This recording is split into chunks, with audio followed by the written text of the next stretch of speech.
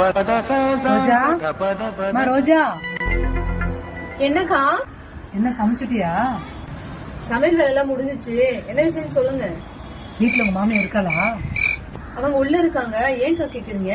ஒண்ணு இல்ல, கொஞ்சம் சோறு வேணும். வீட்டுல உங்க மாமியா திட்டுவாங்க, அதுதான் கேட்டேன். சரி கொடுங்கக்கா, எடுத்துட்டு வரேன். ஆமா, 2 நாளா வீட்டுல ஆளையா காணோம். எங்கக்கா போயிருந்தீங்க? அதுவா, புதுசா வீடு வாங்கியிருக்கேன். அது பால் காசு போறேன்னா 2 நாள்ல அந்த விஷயமா தான் அலைஞ்சுன்னு இருக்கேன். கண்டிப்பா 2 நாள்ல பால் காசுக்கு வந்துருங்க. என்னப்பா சொல்றீங்க? வீடு வாங்கிருக்கீங்களா? இவ்வளவு ஒண்ணு மொத்தமா பழகுற என்கிட்டயே சொல்லல பாத்தீங்களா?